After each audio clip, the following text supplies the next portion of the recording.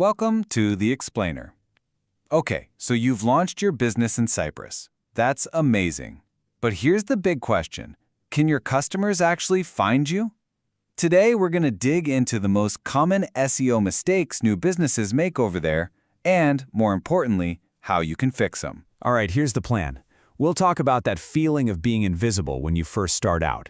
Then we'll jump into some really common keyword and local mistakes, tackle some on-site content blunders, and finally, cover the technical stuff and the right mindset. By the end, you'll have a clear path to getting noticed. Let's do this. Okay, Section 1, the Startup Invisibility Trap. So, you've gone live, you've opened your doors, but is anyone actually walking in? Are customers finding you online? So you're launching a new business in Cyprus? I mean, that's such an exciting time, right? It's all about potential. But here's the thing. There's this one huge challenge that, honestly, most new founders just don't see coming. You might be basically invisible to your potential customers. And listen, you can have the absolute best product, the most incredible service, but if you ignore the long game of SEO, search engine optimization, it's almost like you don't exist online. It's a simple thing to miss, but it means a fantastic business can be totally hidden from the exact people who are looking for. All right, let's get into the nitty-gritty. Section 2 is all about those foundational mistakes. We're talking about the first couple of things that are probably stopping customers from ever finding you. Okay, mistake number 1, completely ignoring keyword research. This is a huge one. It's when you build your whole website based on what you think people are searching for. It's all gut feeling. But you know what? Without real data, you're just taking a shot in the dark. And you end up with a website that's basically speaking a different language from your customers. So, how do you fix this? Easy. You swap the guesswork for data. There are tools out there. Some are even free, like Google's Keyword Planner, or more advanced ones like Ahrefs. These things let you find the exact Cyprus-specific keywords people are typing into Google to find a business just like yours. Seriously, this is the absolute foundation of good SEO. You've got to do it. All right, mistake number 2, no local optimization. Man, this one is massive, especially for a place like Cyprus. Think about it. You've got locals, you've got expats, you've got a ton of tourists, and they're all searching for stuff in specific cities, right? Restaurants in Limassol, lawyers in Nicosia.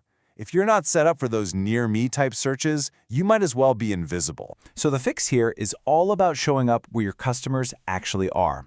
Step 1, and this is non-negotiable, claim your Google Business Profile. It's free. Then you start sprinkling those local keywords, like your city name, into your website content. And finally, get your business name and address into local online directories. It's basically like putting a giant flashing pin on the map for Google. Okay, let's move on to Section 3. Now we're talking about mistakes you might be making right there on your own website. These are things that can totally confuse search engines and basically throw all that good keyword research right out the window. Mistake number 3 is all about poor on-page SEO. I know, it sounds technical, but stick with me. We're talking about simple stuff, like missing an H1 tag. That's just the main headline for your page. It's super important. Or having the same meta description for every page. You know that little blurb under your link in Google search results? If they're all identical, they're totally useless. And then there are those messy, confusing URLs. And look at this, it's a perfect example. A URL like /page123, that tells me nothing. It tells Google nothing. It's just noise. But a URL like /SEO Services Cyprus, bam. Instantly, I know what that page is about. It's clear, it's descriptive, and it builds trust before I've even clicked the link. The fix is pretty straightforward. It's all about adding clear signposts. Think of it that way. Every single page on your site needs its own unique, descriptive title and URL. Use headings, like H1 and H2s, to break up your content and make it easy to read. And don't forget to link between your own pages. It helps Google understand how everything fits together and keeps visitors on your site longer. Okay, mistake number 4, having no content strategy. The source material for this explainer puts it perfectly.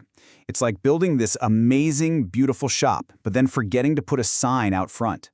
You can have the slickest website in the world, but if you don't have any content, like helpful blog posts or guides, there's absolutely nothing to draw people in or to prove you know what you're talking about. So what's the fix? You have to become a resource for your customers. You need a blog. You need to be publishing helpful, Cyprus-focused content regularly. The goal is to build trust and show you're an authority. And honestly, the easiest way to start? Just think about the common questions your customers have and answer them. It's that simple. All right, moving on to our last set of hurdles. Section 4 covers two final things: the technical stuff that can trip you up, and, just as importantly, your own mindset and expectations. Okay, mistake number 5, neglecting the technical side of SEO.